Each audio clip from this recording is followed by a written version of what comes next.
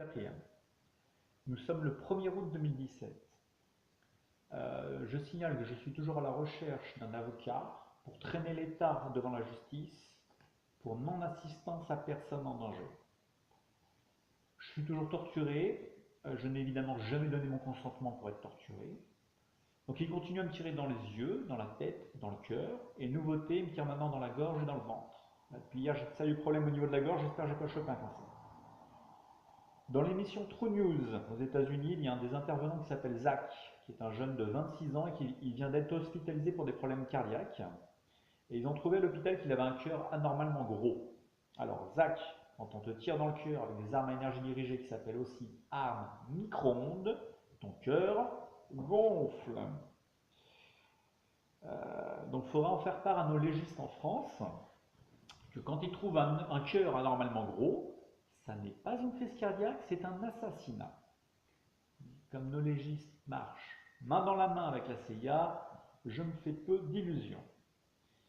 Un de mes amis m'a fait remarquer que pendant la guerre en Libye, on avait retrouvé des gars complètement calcinés à l'intérieur de chars libyens.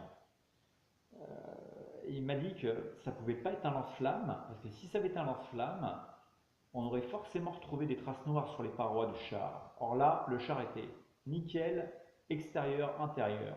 Donc forcément, c'était des armes à énergie dirigée. Donc un petit message à nos soldats qui se croient à l'abri derrière leur blindage dans leur tank. Les gars, vous êtes dans des cercueils roulants. La dernière fois que je vous avais quitté, j'avais envoyé une lettre recommandée à François Bayrou.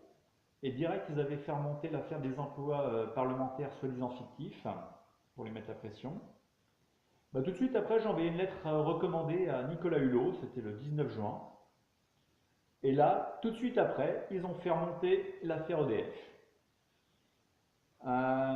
Et le lendemain, j'ai envoyé une lettre à Colomb, à Le Maire, à Florence Parly, à la ministre de la Justice. Alors là, ils ont fait remonter l'affaire Las Vegas, ils ont attaqué la ministre du Travail et ils ont titré Macron change de bord. Donc le Canard enchaîné, c'est le journal de la CIA. Bon, on avait déjà Obama, Trudeau, Christine Lagarde. Bon. Ils ont réussi à placer Michelle Obama, c'est-à-dire un travesti, à la Maison Blanche pendant 8 ans. Alors là, maintenant, ils peuvent tout vous faire. La rumeur selon laquelle l'Allemagne imprimerait des nouveaux Deutschmark n'est plus une rumeur. Et là, récemment, ils viennent de commercialiser des billets de 0 euros. 0 euros, avec des motifs français, allemands, recto verso. Donc ça, c'est de très bon augure pour nous. Je persiste et signe. Macron va, dans le meilleur cas, vous ruiner. Dans le pire des cas, vous tuer. Très étonné de l'empressement que Macron a eu à condamner l'utilisation d'armes chimiques en Syrie. Quand vous savez que la Corée du Nord, l'Iran, la Chine, la Turquie sont des marionnettes des USA, donc qui sont là pour faire distraction, il ne reste plus que la Russie. Ils seront certainement blâmés pour la prochaine attaque aux armes chimiques et ça engendrera une intervention.